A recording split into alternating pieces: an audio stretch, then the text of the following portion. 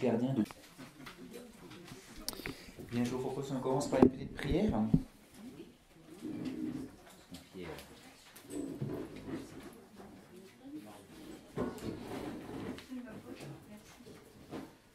Au nom du Père et du Fils et du Saint-Esprit. Amen. Je vous salue, Marie, comblée de grâce, le Seigneur est avec vous. Vous êtes bénie entre toutes les femmes, et Jésus, votre enfant, est béni. Sainte Marie, Mère de Dieu, priez pour nous, pauvres pécheurs, maintenant et à l'heure de la mort. Amen, Amen, Alléluia. Notre-Dame de Montligeon, priez pour les âmes de purgatoire. Saint Jean-Paul II, Priez pour nous. nos saints anges gardiens, Priez pour nous. au nom du Père et du Fils et du Saint-Esprit. Amen. Alors, très heureux de vous retrouver. Un petit message apparemment de l'accueil, parce qu'il est de bien penser à rendre vos clés avant de repartir ce soir, ou dès que possible. Enfin, pas là tout de suite, parce que là on va prendre l'enseignement, mais à l'issue, pour ceux qui ne l'auraient pas encore fait. Très heureux de vous retrouver aujourd'hui pour cet enseignement. Ce matin, vous avez beaucoup parlé du démon, c'est ça? C'est avec Don Thomas.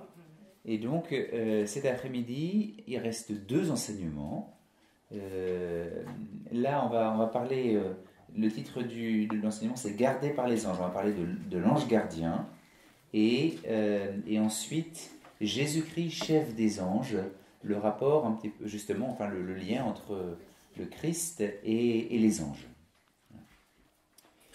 Alors, l'ange gardien, je pense que je ne vais pas vous apprendre des grandes choses. On va juste redire un petit peu, parce que j'ai envie de dire que dans les anges, c'est un petit peu ce qui nous est le plus familier, peut-être, encore que. Mais, en tout cas, déjà avec les questions hier, je m'étais aperçu que c'était des choses qui étaient déjà assez familières. Je vais faire 4 petits points. Je vous ai donné un petit plan, si vous le voulez. D'abord, ça reprend un peu ce qu'on avait vu hier, mais je voudrais prendre quelques passages plus spécifiques sur l'ange gardien, quelques passages de la Bible qui nous parlent des anges gardiens, enfin plutôt qui nous parlent, sur lesquels s'appuie un petit peu cette doctrine des anges gardiens. Ensuite, l'expliciter un petit peu, qu'est-ce que c'est que l'ange gardien? Une petite question sur est-ce que ça fait partie de la foi? Quel est le degré d'importance de l'ange gardien? Et puis une dernière petite partie sur des questions diverses, des petits commentaires supplémentaires sur les anges gardiens. Voilà, ce sera assez simple, et puis il y aura peut-être un échange, je pense, en même temps ou à l'issue, un peu comme hier. Alors, quelques passages bibliques sur les anges qui gardent et protègent les hommes. Hier, j'avais essayé de vous faire un petit panorama de la manière dont les anges sont présents dans la Bible. Là, aujourd'hui, c'est plus sur cette fonction bien particulière qui leur est demandée de garder les hommes, qui les hommes leur sont confiés. Alors, il y en a d'autres, je vais juste vous en citer quelques-uns, il y aurait d'autres passages, mais j'en ai noté quelques-uns qui sont caractéristiques. Le premier auquel je me suis référé, parce que c'est le premier chronologiquement, c'est dans le livre de la Genèse. En Genèse 48, au verset 16, c'est Jacob qui parle à la fin de sa vie. Il retrace un petit peu sa vie devant ses fils, c'est la fin de la Genèse, et il dit ceci, que l'ange qui m'a sauvé de tout mal bénisse ses enfants. Et il parle de ses petits-enfants, Éphraïm et Manassé, qu'il est en train de bénir à ce moment-là.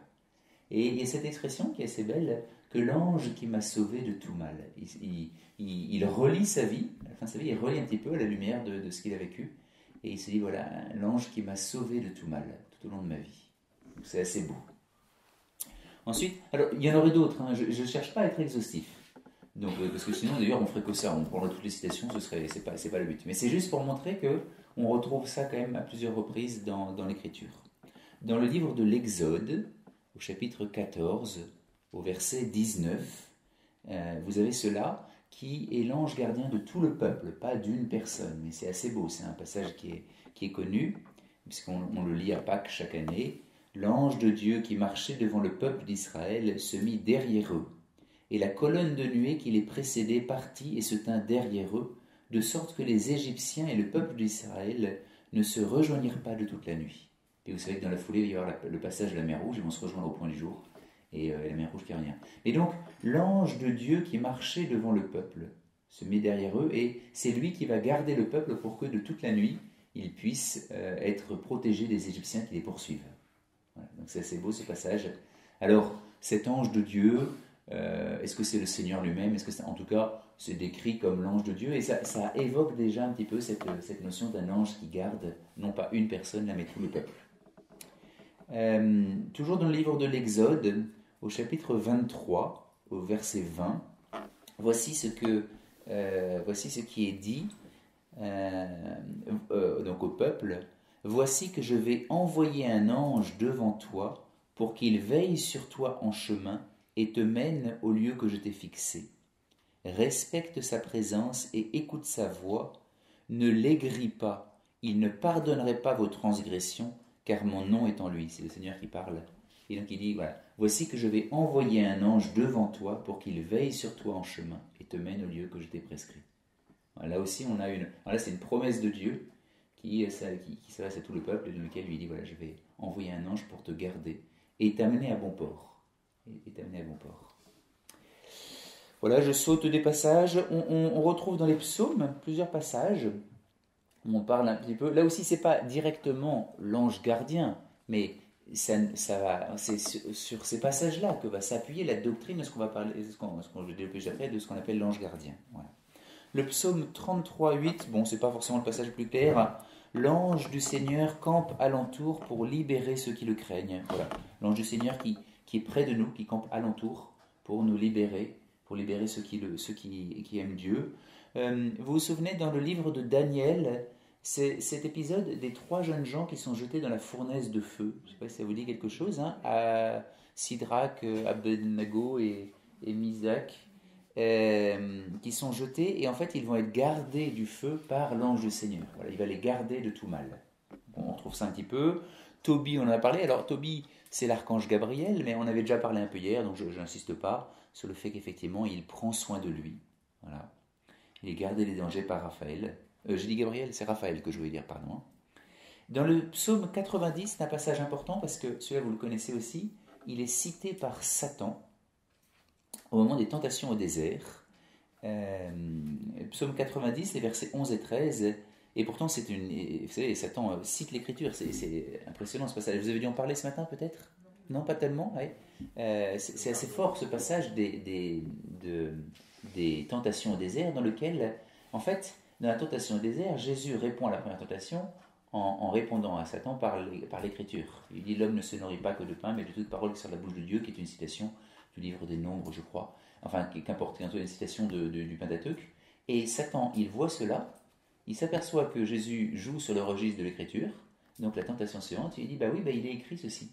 Et c'est la subtilité, si vous voulez, de celui qui peut retourner, même contre Dieu ou contre le Messie, l'écriture elle-même. Mais il va quand même, Jésus va lui répondre. Mais c'est assez évident. Et donc, ce psaume qui est beau, qui n'est pas d'abord en supposition, qui est un psaume, et donc voici ce qu'il dit, mais vous le connaissez: il donne mission à ses anges de te garder sur tous tes chemins.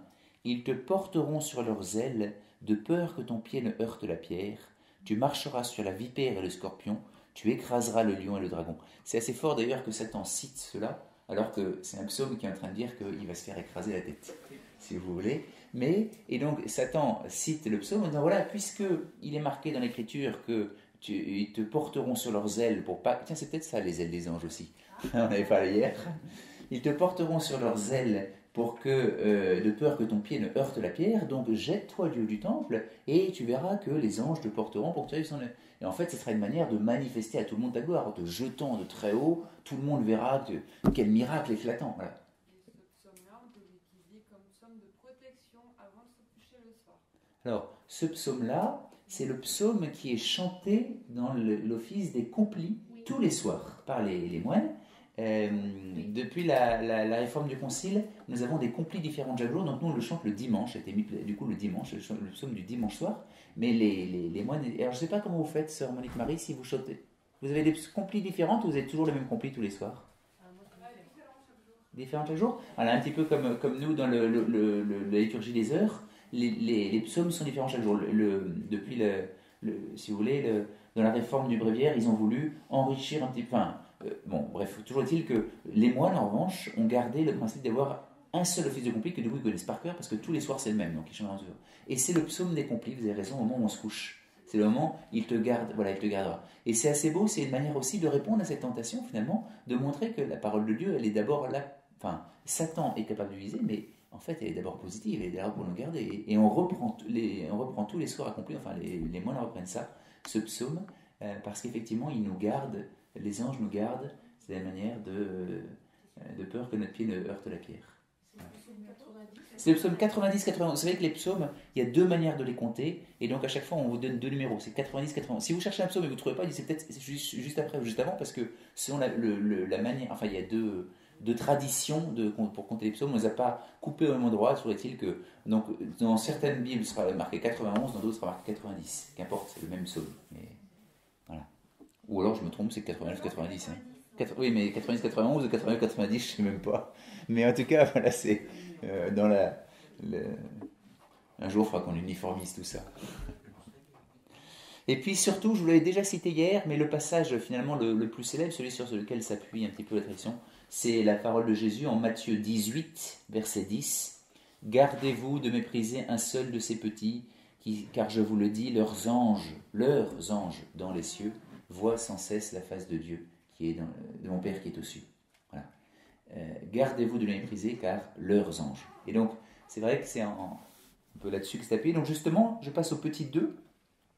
Après, c'est quelques citations bibliques pour montrer que ça ne sort pas de nulle part, si vous voulez. On avait déjà un petit peu évoqué hier. Le petit 2, la doctrine des anges gardiens. Voilà.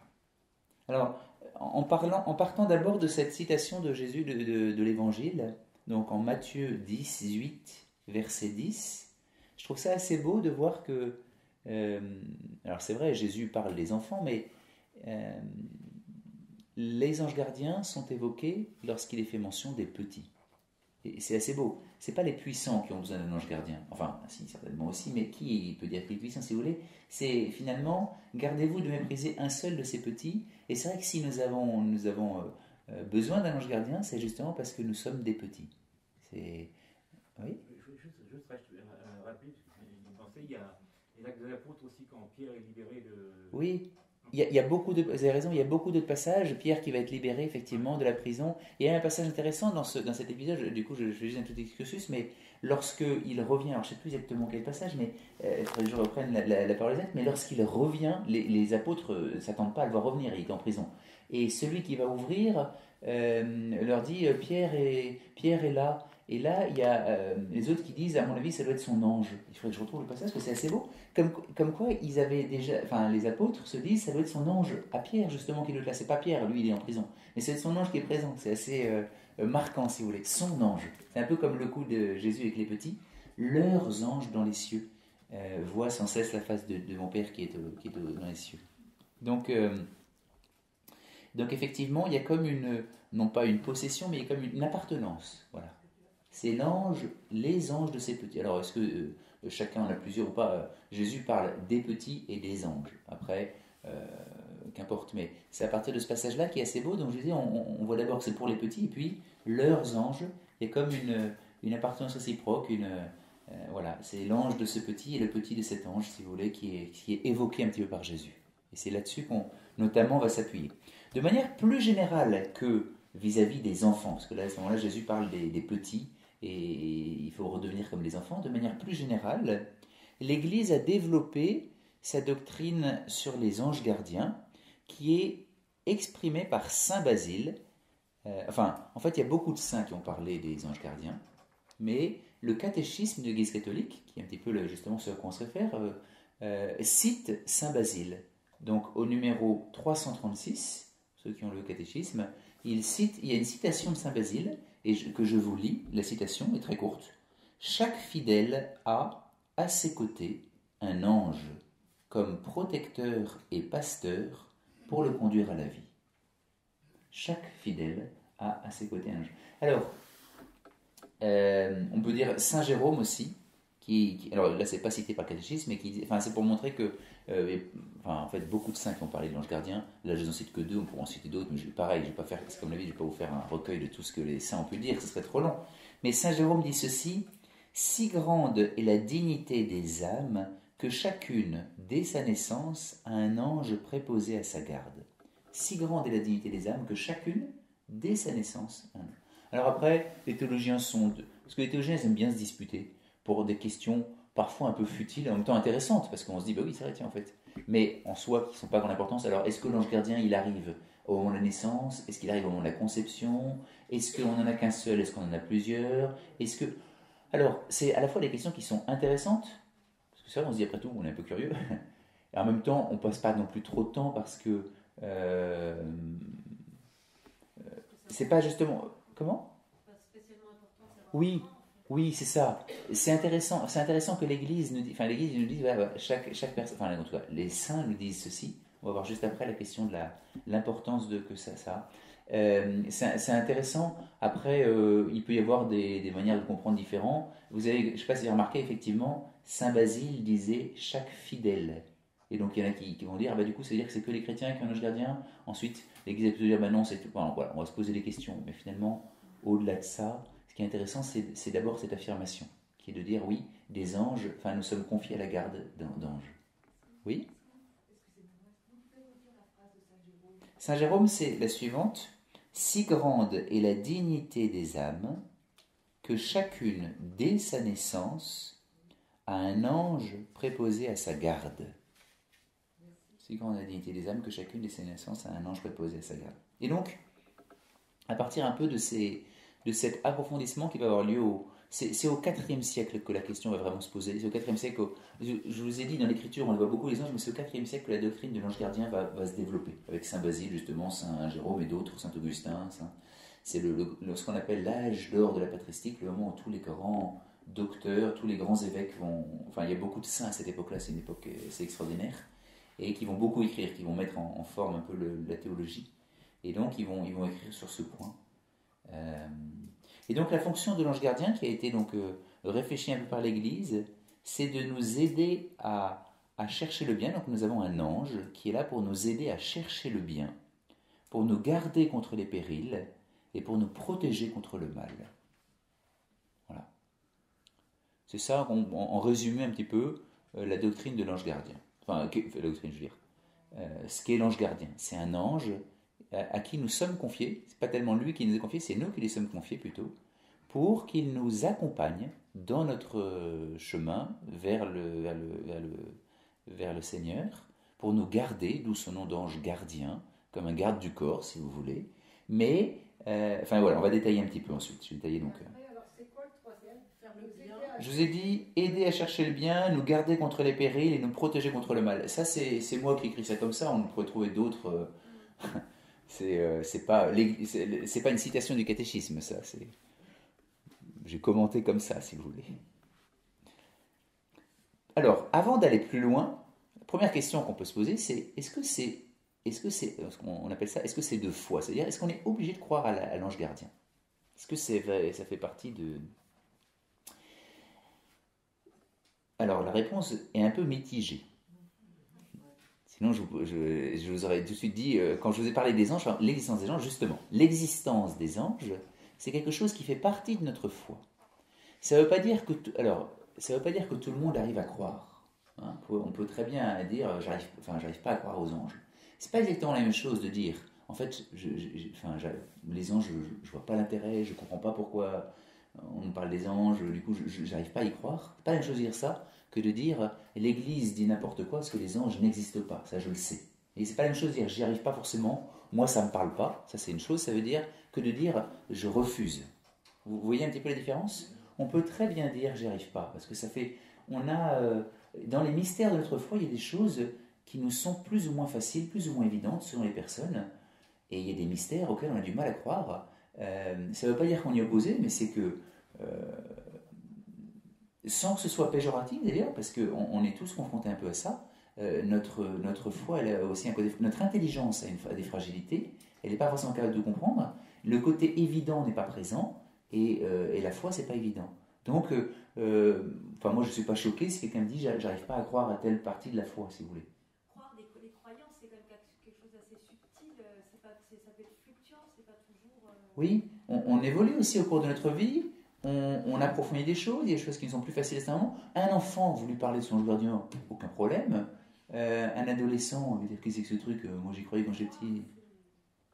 Et la foi elle-même, effectivement, d'ailleurs on a beaucoup de mal à définir ce que c'est que la foi, ce que c'est que croire, pas facile. Donc pour dire, l'existence des anges, ça fait partie de notre foi, ça ne veut pas forcément dire pour autant que celui qui n'y arrive pas à y croire, du coup, vous voyez ce que je veux dire, ça veut pas, mais en revanche, je ne peux pas dire ça, l'Église me trompe quand elle me dit ça, parce que c'est faux, les anges n'existent pas. Là, il y a quelque chose où je suis en train de me mettre dans une attitude dans laquelle je refuse ce que dit l'Église. C'est pas la même chose que dire j'y arrive pas. Vous voyez la différence? Donc ça, c'était par rapport à l'existence des anges. Parce qu'il y a tellement... Et le fait qu'ils puissent, pas seulement la résistance, parce qu'on pourrait dire qu'ils existent, mais il n'y a aucun lien avec les hommes, le fait qu'ils puissent intervenir, qu'ils soient intervenus dans l'histoire du salut. Voilà. Donc, nier les anges, nier, donc je vous avais dit hier, nier l'annonciation, c'est nier un peu tous les mystères qui sont liés à eux, de cette manière. Donc c'est pour ça que c'est lié à la foi. En revanche, la présence d'un ange gardien à mes côtés, c'est pas deux fois directement. C'est pas, je ne suis pas en train de nier l'ensemble de l'Écriture et dire que l'Église me trompe. C'est quelque chose, on appelle ça une vérité connexe de la foi. C'est-à-dire que ça a été développé par l'Église qui nous dit que c'est une doctrine traditionnelle qu'elle enseigne. Donc nous sommes appelés à la recevoir. Voilà. Mais celui qui la refuse, ça peut faire l'objet de discussions au sein des théologiens. Ça peut être, vous voyez ce que je veux dire? J'ai envie de dire, l'Église nous enseigne, elle en parle dans le catéchisme, pas mal de saints qui en parlent, ça fait partie de la doctrine commune, et donc nous sommes invités à le recevoir et à y croire. Mais vraiment, celui qui ne voudrait pas y croire, c'est pas la même chose que celui qui dirait je ne crois pas que Jésus est Dieu. C'est pas du même ordre. Il y a des choses qui sont plus ou moins importantes dans la foi. Et l'ange gardien, c'est pas aussi important que les mystères de notre foi. Par exemple, dans le credo, on ne dit pas je crois à l'ange gardien. Vous me direz, dans le credo, on ne parle pas de Satan, ça ne veut pas dire qu'il n'existe pas. Vous voyez ce que je veux dire? Il y a plein de choses dont on ne parle pas. On ne parle pas de l'Eucharistie dans le credo. C'est pas parce qu'on ne parle pas des choses dans le credo que ce n'est pas important. Mais c'est vrai quand même que les mystères principaux, il y en a qui sont plus importants que d'autres. Il y avait une question avant que j'aille plus loin. Est-ce qu'on a un ange gardien ou est-ce qu'on peut en avoir? Alors ça fait partie des choses sur lesquelles je ne peux pas complètement répondre parce que l'Église, elle ne va pas aller aussi loin que ça dans ses affirmations. Donc, on va plutôt partir de ce que, traditionnellement, on avait déjà parlé un petit peu hier à propos des prêtres. On avait déjà parlé un petit peu hier, donc c'est intéressant. Traditionnellement, on dit un ange gardien. Est-ce que ça veut dire qu'il n'y en a qu'un? J'en sais rien, en fait. Qui suis-je pour vous dire oui, c'est comme ci ou c'est comme ça? On va simplement s'appuyer sur ces affirmations un peu de l'Écriture et puis de la tradition pour dire Dieu nous confiait des anges ou un ange. Vous avez remarqué que Jésus dit, il parle des petits et leurs anges. Est-ce que chaque petit a plusieurs anges? Ou est-ce que chaque ange, j'en sais rien en fait, quelque part. Traditionnellement, on dit plutôt que, on dit en tout cas, vous avez entendu ce que j'ai dit, des citations par exemple de Saint Jean ou Saint Basile, chaque personne, chaque fidèle ou chaque personne a, j'ai envie de dire, au moins, pour mettre en parenthèse, un ange. Voilà. Je botte un peu en touche, mais parce que, justement, je ne veux pas vous donner une réponse qui soit définitive, tranchée, comme si... Et heureusement qu'il y a des domaines dans lesquels l'Église, elle nous donne un petit peu des axes en disant, voilà, attention, si vous écartez trop, là, vous n'êtes plus dans la vérité. Mais ensuite, elle ne veut pas forcément tout définir, parce qu'il y a des choses qui s'approfondissent aussi avec les temps. Il y a des révélations qui nous sont données, il y a des saints qui approfondissent, etc. Et puis, il y a des choses qu'on ne sait pas forcément, il y a des mystères qu'on ne saura jamais creuser jusqu'au bout. Donc, je ne peux pas vous répondre. Oui. J'ai une question. Vous dites que les anges gardiens, c'est l'enfant qui nous est donné en fonction dès notre naissance. Oui, ou de notre conception, ou des... Oui, ouais. Donc, si je pars sur ce principe-là, on dit que ça fait partie de la doctrine commune et qu'on n'est pas invité à y croire, on n'est pas obligé d'avoir la foi. Je veux dire, n'importe qui naît, dès le départ, même si on n'est pas chrétien, peu avant son ange gardien. Oui, alors ça fait partie aussi des débats qui ont pu agiter les théologiens. Qu'importe là aussi, on a le droit de... Oui, une certaine latitude là aussi. Aujourd'hui, si vous regardez le catéchisme, c'est de dire que toute personne a un ange gardien. C'est un petit peu ça qui est plutôt enseigné, et ça paraît plus conforme avec le fait que la vocation humaine, en fait, la vocation, elle est commune à tous les hommes. Donc, d'ailleurs, c'est assez original que Saint Jérôme, que Saint Basile, oui, donc Saint Jérôme qui dit chaque âme, voilà. Donc justement, c'est pour ça que c'est pas inintéressant d'avoir un plus que Saint Basile. Il y en a eu d'autres, hein, j'aurais pu apporter plus mais qu'importe. Saint Basile parlait des fidèles comme si l'ange gardien arrivait au moment du baptême, peut-être, je sais pas. Qu'importe. Ces questions-là, on ne peut pas vraiment y répondre. Aujourd'hui, on a un peu du mal à considérer, mais surtout, eu égard à la mission qu'est l'ange gardien, je vais y revenir une seconde, on a un peu du mal à considérer que certains auraient des anges gardiens et d'autres non. Ça nous paraîtrait un peu bizarre. Et surtout, quand on considère que la vocation de l'homme, elle est la même pour tous. La vocation, elle est surnaturelle. Ça ne veut pas forcément dire que tous y répondent de la même manière, ça ne veut pas forcément dire que tous ont les mêmes moyens, mais nous sommes tous appelés au salut. Et si nous sommes tous appelés au salut, il est logique que Dieu nous confie tous à un ange qui vient nous aider pour arriver vers ce salut.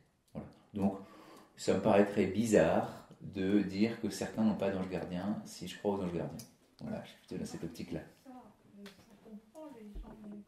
Oui, dans ce cas-là, ça comprend les gens non chrétiens. Ça comprend les gens non croyants.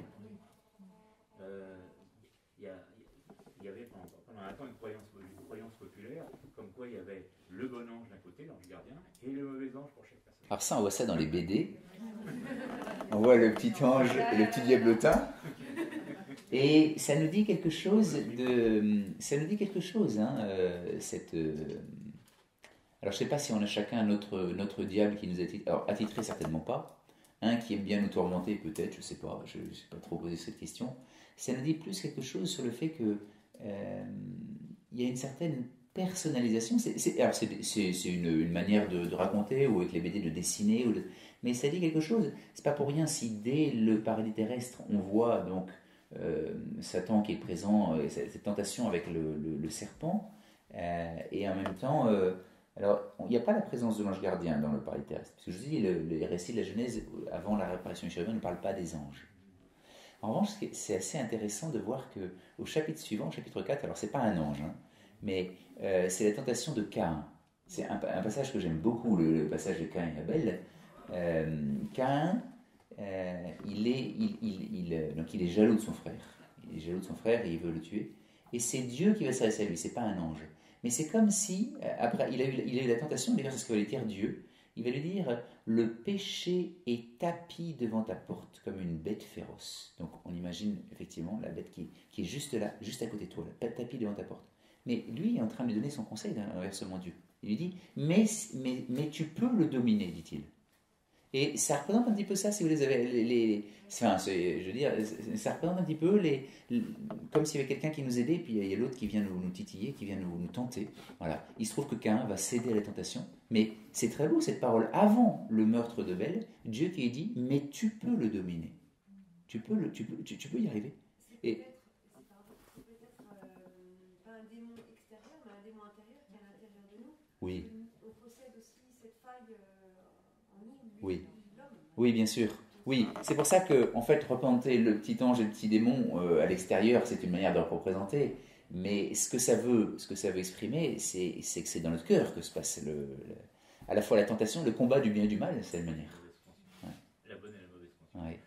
Alors, moi j'aimerais partager quelque chose, justement, on parle de ça. Et là, l'image, je peux être aussi que chez Dieu, il y a les anges, mais chez l'autre, il y a aussi les anges qui se prétendent anges gardiens. Et notre curiosité, justement, elle nous pousse des fois à vouloir connaître le nom d'un ange. Alors que, justement, il y a beaucoup de livres qui circulent aujourd'hui avec des noms des anges. Et justement, il ne faut pas chercher à savoir le nom de son ange.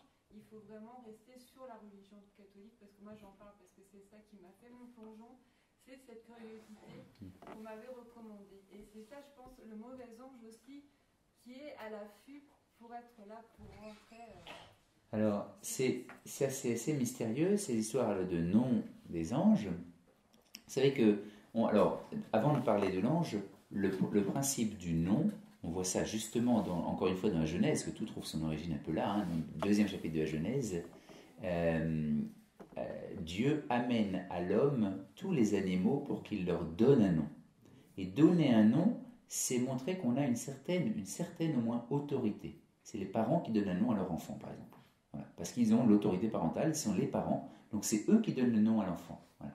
Et donc, quand Adam nomme tous les animaux, il montre qu'il y a une certaine autorité. C'est d'ailleurs très beau qu'il ne va pas nommer la femme, il va féminiser simplement son nom. Elle sera Isha, et moi je suis Ish, le masculin et le féminin. Mais il n'a pas d'autorité sur elle, elle est son égale. Alors que les animaux, il va leur donner un nom, mais il ne trouve pas l'aide qui lui est sortie, celle qui lui est son égale. Moi j'aime beaucoup ce passage j'arrive aux anges. Mais effectivement, vous avez une différence entre les animaux qui sont nommés, enfin qui sont, mais qui ne peuvent pas être un vis-à-vis, qui ne peuvent pas être une aide égale, parce que justement il leur est supérieur. Et puis la femme qu'il va recevoir après avoir été endormie, il ne la maîtrise pas, il n'a pas pouvoir sur elle, de telle manière, et elle au contraire, il est dans l'admiration, il dit cette fois-ci, elle est celle qui est mon égale, elle est vraiment le vis-à-vis dont j'avais besoin. Voilà. Donc effectivement, donner un nom, c'est avoir un certain pouvoir. Et c'est pour ça que chercher le nom des anges, c'est une manière de vouloir les maîtriser, de cette manière. Voilà. Et à travers cela, non pas à travers le nom lui-même, mais je ne sais pas, mais surtout à travers ce désir de maîtriser, de dominer de cette manière, notamment les anges, donc les pouvoirs qui nous sont supérieurs.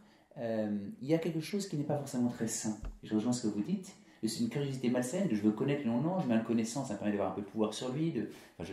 Et en fait, Satan peut s'engouffrer à travers cela. Alors moi, je ne veux pas vous en parler trop, parce que l'exorcisme, c'était Don Thomas, vous avez vu ce matin, c'est plus lui qui vous parle de Satan. Mais c'est vrai que les anges, on les reçoit, et comme je vous avais dit hier, on n'en est pas leur maître. Nous leur sommes confiés, et ils sont là, ils se mettent à notre service. C'est très beau, ils se mettent à notre service, mais nous ne sommes pas les supérieurs, comme si on décidait ce qu'ils faisaient. Ce sont des créatures libres qui se mettent volontairement à notre service parce que Dieu leur a demandé et qui nous aiment et qui se mettent volontiers à notre service, pas simplement volontairement, mais volontiers. Mais néanmoins, on n'est pas leur supérieur. Est-ce que donner un nom à quelqu'un, ça n'est pas aussi se confier à lui? Alors ça peut être ça aussi, c'est vrai. D'ailleurs, le nom, normalement, veut dire quelque chose. Mais justement, tout dépend un peu de l'état d'esprit dans lequel on fait ça. Mais il y a une différence entre donner un nom, si vous voulez, à votre ange, parce que c'est votre ami, et vouloir savoir quel est le nom de l'ange, comme s'il en avait un qui permettait de le maîtriser. Parce que c'est Voilà. possible de le savoir vraiment? Non. Je me dis en fait comment on peut... Non, en fait, c'est pas possible. Dans ce domaine qui dépasse le domaine un peu de l'homme, il y a des choses surnaturelles qui peuvent se passer, au-dessus de notre nature à nous, pas forcément au-dessus de la nature angélique, mais au-dessus de notre nature qu'on ne comprend pas forcément. Il y a des révélations qui peuvent se faire, etc. D'où viennent-elles? Comme ça nous dépasse un peu, c'est un domaine qui est toujours un peu dangereux. Donc, oui, il y a des choses, le paranormal, le surnaturel existe, bien sûr, ce serait quand même dommage qu'un prêtre vous dise le contraire. En revanche, vous l'avez déjà remarqué, vous le savez, les prêtres sont toujours très réticents face à tout, c'est quand même paradoxal. Ils sont ceux qui sont censés nous parler de Dieu, et ils sont toujours très réticents face au surnaturel. Mais parce que c'est vrai que c'est un domaine dans lequel, d'abord, nos failles psychologiques peuvent facilement tomber, d'une part, et d'autre part, il est difficile de discerner ce qui vient du monde de Dieu de ce qui vient du monde des puissances qui seraient au contraire maléfiques, si on veut, de cette manière. Et donc, du coup, la prudence de l'Église, qui n'est pas une interdiction, qui est une prudence, c'est dire, oula, ne touchons pas trop à ce domaine-là. Encore une fois, je reviens au tout début de ma conférence d'hier, ce qui est central, ce ne sont pas les anges, ce ne sont pas les démons non plus, c'est le Christ qui s'est fait homme. C'est très beau dans notre foi, c'est le Christ. Donc les anges sont là pour aider, les démons viennent nous barrer la route, mais ils restent secondaires. Et ça, il ne faut pas l'oublier. Ils sont importants, c'est pour ça qu'il faut de temps en temps parler, mais ils restent secondaires malgré tout. Ce n'est pas eux qui sont au centre. Oui ? Est-ce qu'à côté de l'aide qui est apportée par les anges, est-ce qu'on bénéficie également de l'aide de parents partis qui sont, on a l'impression qu'on... Très certainement. Alors c'est vrai, il y a des gens qui nous disent, ça fait partie des questions que je vais aborder, c'est très bien, mais à moi, mon ange, c'est ma grand-mère, parce qu'elle est décédée il y a tant de temps, et donc je sais qu'elle veille sur moi. Eh bien, je pense que c'est pas incompatible, mais je pense que Dieu est suffisamment riche pour nous donner à la fois un ange et que ceux qui nous aiment puissent continuer à nous aider. Je dirais que c'est pas exactement la même chose. C'est pas incompatible. Tant mieux si on ressent la présence bienfaisante de notre grand-mère ou de notre époux, tant mieux, parce que je crois que la charité, enfin, je crois, oui, je crois au sens de ma foi, pas simplement une opinion que je vous dis comme je crois qu'il va faire beau, mais je crois que la charité dépasse la limite de la mort. L'amour est plus fort que la mort. Et donc, effectivement, la charité, ceux qui nous aiment continuent à pouvoir nous aimer au-delà de la mort. C'est le principe de la communion des saints, de la prière, le lien que nous avons avec nos défunts, avec les saints du ciel, etc. Voilà. Donc oui, bien sûr, heureusement que les saints du ciel, heureusement encore une fois qu'on se confie à des saints qu'on aime bien. Hier soir, je rigolais un petit peu avec saint Antoine de Padoue qu'on prie pour retrouver ses clés, mais c'est vrai que nous avons tous des saints préférés et que nous aimons prier, enfin j'espère, et c'est une belle chose. Et pour telle personne, son saint préféré sera celui-ci, pour telle autre sera plutôt celui-là. Et le but, c'est pas de savoir que c'est un peu comme l'amitié. Heureusement, c'est une manière que, en fonction de notre caractère, ce que nous avons vécu, ce que nous sommes, de ce qu'ont été ces saints, ce qu'ils ont vécu, etc., les amitiés sont un petit peu différentes. Il y a des choses qui sont communes. La Vierge Marie, c'est quand même, elle a une place souvent, quasi, enfin, il y a des gens qui ont plus de mal, mais la plupart des chrétiens ont vraiment pris la Vierge Marie, vraiment une grande place. Ensuite, ici, à Montlégion, on prie Saint Odilon de Cluny. Je ne sais pas s'il y en a beaucoup parmi vous qui prient Saint Odilon de Cluny. Mais c'est pas grave. Moi, mon saint préféré, c'est Saint Jean-Baptiste. Et quand j'en parle, c'est rare que je trouve quelqu'un qui ait une grande dévotion à Saint Jean-Baptiste. Qu'importe, d'autres me disent, moi c'est Sainte Thérèse d'Enfant Jésus. Tant mieux. Je suis très heureux. Et c'est une très bonne chose si on veut. Et donc, on a des saints préférés, on a des membres de notre famille qui prient pour nous certainement. Et puis, on a aussi un ange gardien qui n'est pas un homme, pour le coup, qui est un ange, mais à qui nous sommes confiés pour nous accompagner. Et j'ai envie de dire, c'est complémentaire. Il y a l'Esprit Saint. Et il y a l'Esprit Saint, c'est encore plus. Alors là, c'est Dieu lui-même qui vient. Voilà. Une petite. Donc, je suis passé à mon petit 4, du coup. Voilà, j'ai dit 2 fois mon petit 4. Petite question sur les anges gardiens. On est déjà rentré dedans, finalement, à travers toutes ces questions. Et quelle heure, oui, ça va encore un petit peu de temps. Petite question sur les anges gardiens. D'abord, je vais vous lire une citation du pape Pie XII, parce que je la trouve. Alors, elle est plus longue. C'est pas la peine de l'écrire, elle est un tout petit peu plus longue, mais justement, elle est assez belle. Il détaille un peu plus que Saint Basile, par exemple. Pape Pie XII qui disait cela en 1958, lors d'une allocution. Chacun, aussi humble soit-il, a des anges. Ça répond un peu aux questions. Pie XII dit a des anges. Chacun, aussi humble soit-il, a des anges pour veiller sur lui. Ils sont glorieux, purs, magnifiques. Et cependant, ils vous ont été donnés comme compagnons de chemin. Ils sont chargés de veiller soigneusement sur vous, pour que vous ne vous écartiez pas du Christ, leur Seigneur. Et non seulement ils veulent vous défendre contre les dangers qui vous guettent le long de votre chemin, mais ils se tiennent d'une façon active à votre côté, encourageant vos âmes lorsque vous vous efforcez de monter toujours plus haut vers l'union à Dieu par le Christ. Voilà. Rien de bien nouveau dans cette citation, très classique. Mais en même temps, lors d'une audience, c'est comme aujourd'hui l'audience du pape François, à l'époque c'était Pie XII, et lors d'une audience, il parlait des anges, et donc il disait cela. Mais c'est assez beau, ça résume un petit peu cette doctrine de l'ange gardien. J'ai intitulé cette partie quelques questions, petites questions sur l'ange gardien. Donc en fait, on vient déjà d'en aborder plusieurs. On peut en aborder encore 2 ou 3 si vous voulez, pour réfléchir un tout petit peu plus loin, mais toujours un peu dans le même ordre. D'abord, si nous avons un ange gardien qui nous est donné pour nous accompagner, pourquoi est-ce que tant d'hommes font le mal? Pourquoi est-ce que nous tombons si souvent? La première question qu'on peut se poser, qu'est-ce qui fait notre ange gardien là, s'il ne n'empêche pas de tomber dans le mal? À quoi il sert? Oui. Justement, j'ai lu une prière qui m'a beaucoup touchée sur l'ange gardien où on dit que quand on fait des péchés, notre ange il pleure. Il pleure, oui. C'est sans doute d'une certaine manière. Alors je ne sais pas si les anges pleurent parce que c'est une manière humaine de parler, mais de fait il y a quelque chose comme ça. Effectivement, l'ange, c'est un petit peu de la même manière que quand des parents voient leur enfant aller vers un mauvais chemin. C'est quelque chose qui nous attriste, de cette manière.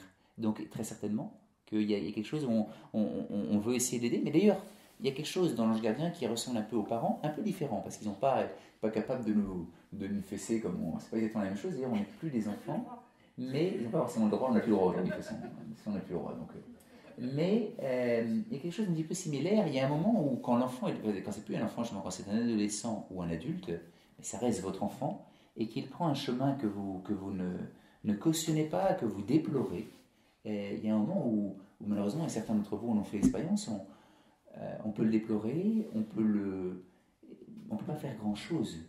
On peut prier toujours, on peut en parler avec lui à certains moments quand il accepte qu'on en parle, mais il y a un moment aussi où on est obligé de respecter un peu sa liberté. Et c'est normal, parce qu'on ne se comporte pas avec quelqu'un qui a 18 ou 50 ans, comme avec un enfant qui a encore 4 ans ou 11 ans. En fait. Oui, mais après, on peut l'accueillir quand il s'est rendu compte qu'il s'est trompé. Tout à fait, bien sûr, on est bien d'accord. Bien sûr. C'est la même chose. Bien sûr, bien sûr. Bien évidemment. Hein, et d'ailleurs, il y a cette très belle parole dont vous vous souvenez, hein, d'ailleurs je voulais l'évoquer à un moment.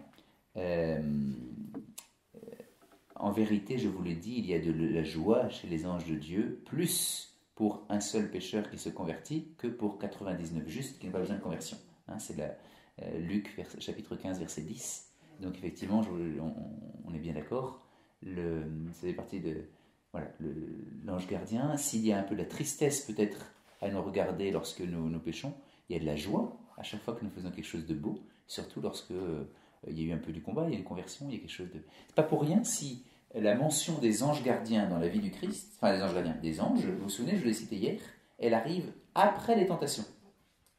Il était dans le désert et les anges le servaient. Voilà. Et c'est pas pour rien. Ils viennent résister à la tentation et du coup il est entouré d'anges. Il y a quelque chose de... Alors, je reviens sur ma question, mais avant, ma question, c'est pourquoi les hommes font de mal. Bon, vous avez bien compris la réponse. Hein, il ne suffit pas que l'ange donne de bonnes inspirations aux hommes. Il faut aussi que celui-ci accepte d'être guidé. Et nous en faisons l'expérience nous-mêmes. Face à la tentation, parfois on y cède, et parfois on y cède à contre-cœur, ou on se dit, pas complètement, mais parfois on y cède volontiers. C'est ça qui est pas très beau dans la tentation, c'est qu'en fait parfois on cède volontiers à la tentation. Ensuite on peut se convertir, on peut revenir dessus. Voilà. Donc les anges gardiens ne peuvent pas nous empêcher de faire du mal. De même que Satan ne peut pas nous forcer à faire du mal non plus, inversement. Mais ils ne peuvent pas nous empêcher de faire du mal. Ils peuvent nous conseiller, ils peuvent nous inspirer, ils peuvent nous aider, ils peuvent nous guider, ils peuvent nous encourager, ils peuvent nous... Voilà. Mais ce n'est pas un garde du corps qui va prendre la balle à notre place, d'une certaine manière, ce n'est pas exactement ça non plus. C'est plutôt un conseiller, c'est plutôt quelqu'un qui... Alors plus que conseiller, parce qu'il va nous donner, il va nous donner de la force. Mais c'est vrai aussi que plus d'abord on est sensible à sa présence, et sans doute plus il peut avoir des effets, mais surtout plus on résiste aux tentations et plus on a un peu de force, je veux dire. Celui qui n'y résiste jamais, il tombe encore plus souvent. Est-ce qu'on peut intervenir sur l'environnement extérieur pour modifier le chemin de tentation? Je ne sais pas. Thomas nous a dit que le diable pouvait intervenir sur l'environnement extérieur pour provoquer la tentation.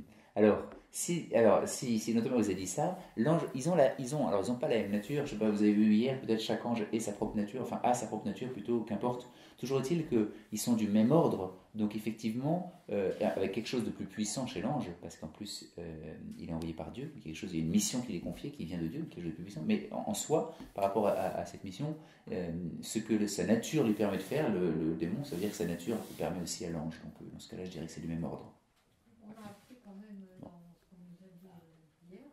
Le pouvoir de l'ange était limité. Oui, bien sûr, il est limité. Il est limité, de même que le pouvoir de Satan, il est limité. Oui, bien sûr, il est limité. C'est vrai. C'est... Juste un petit... Moi, depuis une dernière épreuve, je prie mon ange gardien tous les matins, mais j'ai une prière de Marcel. Alors, je ne sais pas si c'est Marcel Van ou Marcel Van, mais dans la prière, il met... comme un garde du corps. Donc... Oui, non, mais tout à fait. Mais le mot gardien veut dire ça. Être prudent, mais c'est surtout aussi pour dire reconnaître dans la journée la providence de Dieu dans tout ce que je peux faire. Oui, tout à fait. Alors, une question qui est annexe, on a déjà commencé à y répondre. Je vous ai déjà cité effectivement la citation de Saint Luc. la question que je me posais, c'était les anges abandonnent-ils les pécheurs? Est-ce que lorsqu'on pêche, notre ange gardien se détourne de nous en disant c'est scandaleux? C'est vrai, c'est pas beau ce qu'on fait parfois.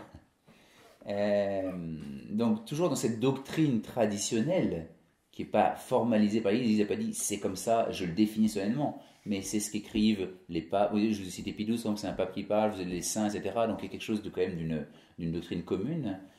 C'est que les anges non seulement ne nous abandonnent pas, mais comme avec cette citation de Jésus, de l'évangile que je vous ai rappelé, ils se réjouissent, notamment, il y a plus de joie chez eux, chez le pécheur qui se convertit, que pour 99 justes qui n'ont pas besoin de conversion.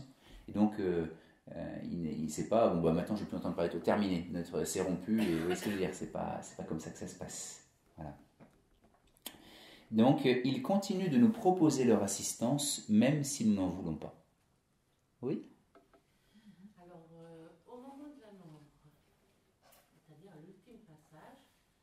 Notre ange nous a accompagnés toute notre vie. Je présume qu'à cet ultime passage, il va nous accompagner ici. J'espère. Oui. Et après, que devient-il? Ah, je ne sais pas. Alors, que devient-il? Lui, de toute façon, il est confié à Dieu. Alors là-dessus aussi, comme souvent, beaucoup de questions qui se posent chez les théologiens. Alors, est-ce qu'un ange n'a pu avoir qu'une seule personne qui lui est confiée au cours de son histoire? Est-ce que... Qu'importe. Donc, est-ce que je vais partager mon ange gardien avec quelqu'un d'autre? Mais qu'importe, est-ce que je vais partager tel saint que j'aime bien avec quelqu'un d'autre? Oui. Est-ce que pour autant j'aurais pas une relation avec... Ou maman, j'ai des frères, j'ai des sœurs, moi, j'ai 7 sœurs. J'ai pas de frères. Ouais, ça fait. Est-ce que je partage un moment avec mes sœurs? Est-ce que ça cesse pour autant d'être pleinement ma maman? Non, qu'importe.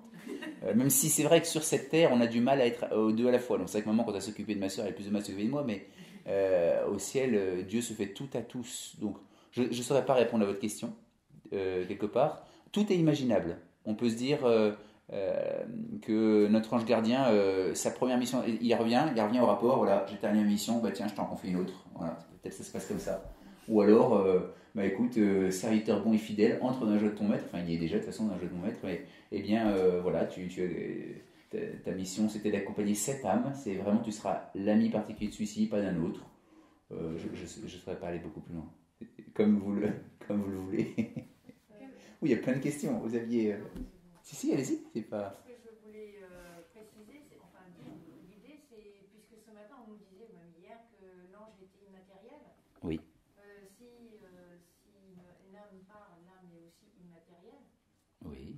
Voilà, et je pense qu'il y a une espèce de fusion qui doit se faire. Une fusion, alors ça dépend en quel sens vous entendez ça. Une véritable fusion, non, bien sûr, puisque nous restons nous-mêmes et l'ange reste lui-même et on est comme deux personnes qui sont toujours... on peut pas qui restent distincts, si vous voulez, donc on reste toujours distincts, mais la charité nous unit, une union en tout cas, une certaine union, ça oui. L'union c'est quelque chose qu'on retrouve fréquemment dans notre foi. On parle dans le couple, l'union justement, tous deux ne feront plus qu'une seule chair, voilà. Et l'amitié, il y a une certaine unité, une union qui naît de l'amitié, oui, c'est très clairement. Mais pas une fusion au sens complet du terme, mais dans ce sens-là, oui, une unité très certainement.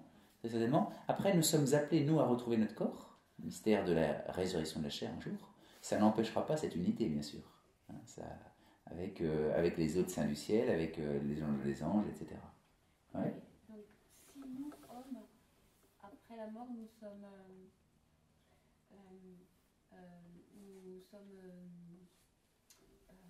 pouvons aller vers la vie éternelle, pourquoi est-ce que les anges n'iraient pas aussi vers la vie éternelle? Les démons, vous voulez dire? Non, les anges. Les anges, ils y vont, et ils y sont déjà en fait, les anges. Quelque part, on peut dire que leur mission auprès de nous ne les éloigne pas de Dieu. Ils sont... Rappelez-vous cette citation de l'évangile de Jésus. Leurs anges dans le ciel voient sans cesse la face de mon Père qui est au ciel. Donc ils sont déjà ils y sont depuis... ça ne change pas le fait que la mission leur soit confiée. Non, enfin c'est vrai que comme on est pris dans l'espace et le temps, on a du mal à imaginer qu'on puisse être à la fois là-bas et ici. Donc l'ange Gabriel, quand il vient voir Marie, il est plus du coup avec Dieu. Mais en fait, c'est pas exactement ça que ça se passe, c'est parce que l'ange n'ayant pas de corps, n'est pas tellement, il prend un corps à un moment, mais il n'est pas tellement soumis à un lieu de sa manière. Donc il reste pleinement dans la gloire de Dieu, tout en ayant une mission particulière à un moment. Et je dirais que notre ange gardien, c'est pareil, et c'est pour ça qu'ils sont un peu un intermédiaire entre Dieu et les hommes. C'est qu'ils sont les deux à la fois. Alors c'est vrai qu'on a un peu du mal à l'imaginer, et d'ailleurs il ne faut pas forcément chercher à l'imaginer, parce que on ne peut pas sortir de nos catégories de l'espace et du temps. Des Kant qui disait ça déjà, mais il a raison Kant, même s'il ne dit pas des choses intelligentes, mais là en l'occurrence je suis assez d'accord avec lui, ce sont des catégories a priori de notre sensibilité, de notre perception, et donc on ne peut pas imaginer les choses en dehors de l'espace et du temps. Pourtant, la science nous dit que le temps a eu un commencement et l'espace aussi. Et malgré tout, on est incapable d'imaginer quelque chose qui ne soit pas lié à l'espace et au temps. C'est pour ça qu'on va dire le ciel c'est en haut, ça n'a aucun sens en fait. Mais on a besoin de l'espace et du temps pour se représenter les choses. Mais l'ange, lui, c'est un peu différent sans doute. Donc on ne va pas forcément chercher à l'imaginer, mais on peut au moins le dire. Oui, peut-être. Pardon, vous aviez... Oui. Petite question d'ouverture.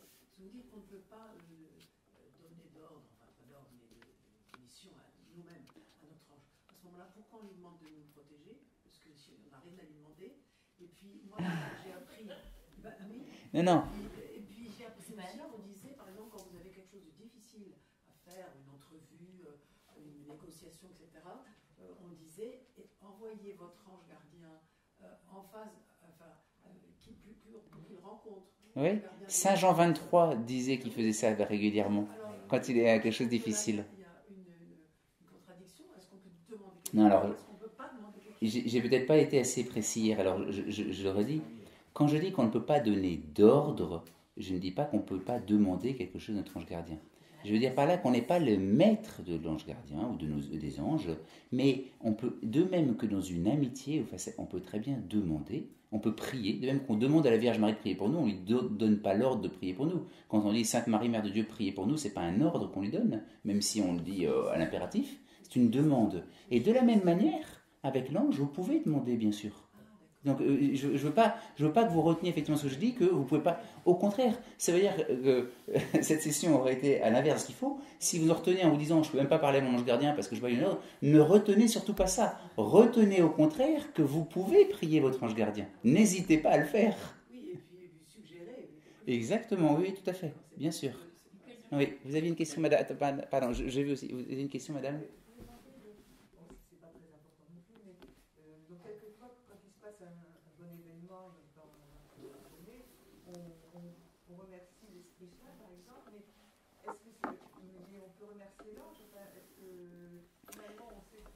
Je pense que les anges ne sont pas susceptibles. Et je pense que ça peut être une belle chose. Mais à certains moments, on remercie. Enfin, ça dépend, hein, mais quand on échappe à un accident, souvent on se dit merci mon ange gardien, ça arrive quand même un petit peu. Alors c'est un peu dommage que quand on échappe à un accident, on dise merci ange gardien. Quand on échappe à une tentation, on ne dise pas merci. Mais, parce que c'est un peu du même ordre. D'ailleurs, c'était la chose que je voulais aborder. Mais de fait, on peut très bien remercier. Mais on peut aussi remercier l'Esprit. Enfin, quelque part, au-delà de celui qui nous s'adressait, merci Sainte Thérèse, ou merci mon ange gardien, ou merci l'Esprit Saint, à travers ça, il y a d'abord quelque chose de très beau, qui est de rendre grâce, parce qu'on se rend compte qu'on a été aidé. Ensuite, quand je remercie l'Esprit Saint, l'ange gardien il n'est pas jaloux, il se dit pas oh c'est moi qui ai bossé et l'Esprit Saint était pas. Vous voyez ce que je veux dire, c'est pas, il n'y a pas du tout de, c'est pas tellement l'enjeu. Mais ça peut être quand on a une dévotion à l'ange gardien, ça peut être une belle chose que de remercier cet ange qui nous a peut-être accompagnés. Oui. Comment différencier les apparitions des anges attestées et les apparitions attestées, que ça soit de Marie, que ça soit de Joseph à Cotignac, ou même la vie du Christ après la résurrection? Et je ne comprends pas, excusez-moi, je n'ai pas compris votre question. Comment les différencier? Oui, est-ce que c'est du même ordre ou pas? Ah, très difficile de répondre parce que les apparitions dans la Bible, d'abord elles sont d'ordre tout à fait différent. Par exemple, Joseph, l'époux de Marie, il a des songes. C'est pas la même chose que Marie qui a un ange qui lui apparaît. Pourtant c'est au même, ça se fait le même passage dans l'Évangile, c'est l'annonciation à Joseph et l'annonciation à Marie. Il y en a un, c'est un songe, il y en a une, c'est une apparition. Et qu'est-ce que ça veut dire une apparition? Très mystérieuse, sans doute du même ordre, effectivement, que les apparitions de Marie. En tout cas, c'est ce qu'on peut imaginer. Mais comme c'est pas très précis, on ne peut qu'imaginer. Quand vous avez Sainte Jeanne d'Arc qui entend ses voix, qu'est-ce que ça veut dire exactement? Comme j'ai jamais eu d'apparition, c'est difficile de vous répondre. Mais je dis c'est ironiquement, mais pas de manière méchante, au sens où qu'est-ce que sont ces apparitions? C'est manifestement quelque chose qui marque. D'ailleurs, c'est pas pour rien si les passages bibliques en parlent autant, c'est parce que c'est toujours marquant. Une apparition surnaturelle, c'est quelque chose qui nous marque beaucoup. Parce que justement, il y a quelque chose qui sort de... Et donc, il y en a peut-être d'autres qui ne sont pas racontés, mais je pense que s'il y a tant de passages au scénario, c'est parce que ça a marqué les gens qui ont voulu en parler. Voilà. Et donc, c'est pas simplement l'imagination, c'est quelque chose de réel. Et en même temps, comment ça se traduit? Je ne sais pas, on peut regarder les récits d'un à l'autre. Oui, c'est sans doute un peu du même ordre. C'est sans doute un peu du même ordre quand l'ange se bagarre avec Jacob avant qu'il rentre dans la terre promise. Il se bagarre avec lui, c'est quand même surprenant. Vous connaissez ce passage, très surprenant aussi. Hein, oui, c'est physique, il se bagarre. Il va même lui démettre la hanche, il va le faire rendre boiteux, il lui met un bon coin. Et c'est très surprenant ce passage dans la Genèse. Je ne voulais pas forcément, c'était pas, je ne comprends pas, mais qu'importe. C'est très surprenant. Il y a Jacob, non mais ça nous entraîne trop loin de vous raconter l'histoire de Jacob, mais bon, toujours est-il qu'il a eu plein d'histoires, Jacob, et c'est un personnage qui a eu des tentations, qui a eu des trucs, etc. Et il a besoin de grandir lui aussi dans la foi. Et au moment où il va revenir vers son frère, certes c'est lui l'héritier, Jacob, et c'est pas Ésaü, mais malgré tout il a quand même pas été très correct avec Ésaü, eh bien il va y avoir un combat contre un ange qui va durer toute la nuit, et à la fin, l'ange va lui démettre la hanche, donc il va boiter toute sa vie après, le pauvre Jacob, mais Jacob va dire « je l'ai emporté ». Je l'ai gagné. C'est surprenant. Qu'est-ce que ça veut dire ce combat? En fait, ça nous dit beaucoup de choses sur le combat spirituel. Ça a toujours été interprété dans l'Église comme lié au combat spirituel. On lutte contre Dieu. Hein. La lutte contre Dieu, c'est quelque chose qu'on retrouve beaucoup dans l'Écriture. Hein. Abraham qui lutte avec Dieu pour sauver Sodome. Hein, s'il y a 50 justes dans la ville, tu ne vas pas la détruire. S'il y en a 40, Moïse qui lutte avec Dieu pour dire non, ne détruis pas ce peuple, etc. Élie qui lutte avec Dieu. Enfin, des luttes avec Dieu, il y en a beaucoup. Et le combat de Jacob, c'est une lutte avec Dieu, mais ça passe par cet ange, d'une certaine manière. Alors, est-ce que c'est un combat physique? Je ne saurais pas vous répondre.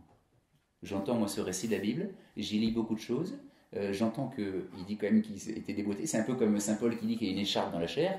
L'écharpe dans la chair, en l'occurrence, ça reste quelque chose d'un peu spirituel, de cette manière, je pense. Mais Jacob, on dit qu'il boite après. Bon, c'est mystérieux. Je ne veux pas vous troubler en vous disant tout ça. Au contraire, c'était le dernier point sur lequel je voulais arriver, c'était justement plan spirituel ou plan matériel. C'était le dernier petit point, on va terminer avec ça, oui, Soulier 30. Est-ce que les anges gardiens sont là pour nous aider sur le plan spirituel ou le plan matériel? Alors, d'abord, oui, les deux, exactement, les deux en général, mais d'abord leur première mission, c'est de nous conduire vers le Seigneur. Hein, c'est leur première mission, et d'abord celle-là. Ceci dit, dans notre religion dans laquelle Dieu, le Verbe, se fait chair, même si les anges, eux, ne se font pas chair, on ne peut pas dire que ça ne les intéresse pas, tout ce qui concerne la chair, hein, bien évidemment. Et donc, c'est pour ça qu'on les prie quand on vient d'échapper à un accident de voiture, parce que ça fait partie, même si ce n'est pas leur première mission, c'est d'abord tout ce qui concerne notre... Mais en même temps, notre vie spirituelle, elle dépend aussi de notre vie matérielle, et donc, ils sont sensibles aux deux. Voilà. Donc, ce n'est pas aberrant de le prier pour... les dangers matériels. N'oublions pas non plus de les prier dans ce cas-là pour les dangers spirituels ou de les remercier pour les bienfaits spirituels comme pour les bienfaits matériels. Est-ce qu'il y a des théologiens qui dans le sens où disait que finalement une âme ou un ange, on pourrait les catégoriser tous par des substances intellectuelles séparées, c'est ça? Oui. Je pour reprendre le terme. Oui. Et du coup, est-ce que certains théologiens accèdent à l'idée que finalement une âme s'incarne dans un corps pour une transitoire pour apprendre à aimer, et que quand elle a suffisamment acquis cette habitude d'aimer, elle peut devenir un être... Ça pourrait être en fait, ça a déjà été réfléchi un petit peu, et l'Église a tendance à dire que non. Hein, pour une raison simple, c'est qu'en fait, la nature n'est pas du tout la même. C'est que notre âme, elle correspond à notre corps, et non pas simplement elle est tombée dans un corps, un peu comme le voyait Platon, et donc celle-ci, elle sera un homme parce qu'elle est dans un corps, et celle-là, elle restera un ange parce qu'elle n'est pas tombée dans un corps. Et donc, non, notre âme, elle est adaptée à notre corps, c'est-à-dire qu'elle est humaine, notre âme, elle est pleinement humaine, dès sa conception. Et nous ne sommes pas notre âme, nous ne sommes pas notre corps, nous sommes l'union des deux, voilà, de cette manière. Alors que l'ange, il est une nature complète à lui tout seul. Voilà. Et donc, du coup, mais c'est une vision qui est, comme je vous disais, comment dire, à travers les cultures, les réflexions, etc., on envisage plusieurs choses. Et donc, il y a quelque chose d'intuitivement qui est intéressant dans cette idée de se dire, il y a quelque chose effectivement qui nous rend semblable à l'homme, notre âme spirituelle, qui nous rend semblable à l'ange. Elle a quelque chose qui ressemble à l'ange. Elle est quand même différente. Elle est de nature humaine et pas simplement une nature angélique qui serait tombée dans un corps, par exemple. Voilà. Et je termine, si vous voulez bien, pour que vous ayez une petite pause, je termine juste par une citation de l'Apocalypse. Parce que sur cette prière pour les anges, on prie les anges, donc c'est vrai qu'on peut prier les anges tout comme on prie les saints, parce qu'ils nous aident à accomplir notre vocation. Mais je trouve ça assez beau, cette citation de l'Apocalypse, qui dit qu'on ne peut pas leur rendre un culte comme à Dieu. Attention, là aussi, ne faites pas dire ce que je dis pas. Quand je disais on ne peut pas donner d'ordre, on peut très bien les prier et on peut rendre un culte comme aux saints, bien sûr. Mais c'est très beau ce passage de l'Apocalypse 19, verset 10, dans lequel un ange donc apparaît à Saint Jean, et Saint Jean se prosterne devant lui comme devant Dieu. Et l'ange lui dit ceci, Saint Jean dit, l'auteur de l'Apocalypse, « Je me jetai à ses pieds pour me prosterner devant lui. Il me dit, ne fais surtout pas cela, je suis un serviteur comme toi et tes frères, prosterne-toi devant Dieu. » Et c'est important pour se rappeler que l'ange, c'est pas simplement une manière que Dieu a de se rendre présent, c'est vraiment une créature. Et qui renvoie vers le Seigneur. Ça, je vous l'ai déjà dit hier, voilà. L'ange, il renvoie toujours vers celui qui l'a envoyé. Mais on peut les prier, bien sûr. On peut les prier, on peut les invoquer, et c'est une belle chose. Et donc, n'hésitons pas à prier nos anges gardiens. Oui, Apocalypse 19, 10. « Je me jetai à ses pieds pour me prosterner devant lui. » C'était ça la phrase, ça ? Oui. « Je me jetai à ses pieds pour me prosterner devant lui. Il me dit, ne fais surtout pas cela. » Il me dit, ne fais surtout pas cela. Je suis un serviteur comme toi et tes frères. Ne fais surtout pas cela, je suis un serviteur comme toi et tes frères. Prosterne-toi devant Dieu. J'avais juste une question un peu... Comme je m'occupe de catéchumène, je me dis que là, en découvrant que la première mission, c'est de les conduire vers le Seigneur, oui. Donc ce serait peut-être la première chose quand on rencontre nos catéchumènes au tout début, aussi de prier, de leur apprendre à prier leur ange gardien pour les aider dans leur parcours. Pourquoi pas ? Je dirais que l'ange gardien, encore une fois, ça fait partie de ces... Il n'est pas secondaire, parce qu'il est très important, mais il est quand même second dans les vérités de la foi, par rapport à des vérités plus importantes, comme toutes celles qui concernent le Christ, la Trinité, etc. Et en ce sens-là, ce n'est pas forcément la présentation d'un Seigneur d'enfant. Ceci dit, parfois, c'est ce qui leur parlera. Donc, pourquoi pas ? Parce que les enfants peuvent être beaucoup plus marqués parfois par une vie de saint, par un ange gardien, se dire que par le mystère de savoir que Jésus... effectivement, pourquoi pas ? J'allais dire au début, pour que justement on puisse accompagner. Merci. Pour qu'ils aient la connaissance. Merci. Prenez un petit temps de pause et puis vous avez le dernier enseignement, je crois, dans 10 minutes, si ça vous va. Merci à vous et puis cette session.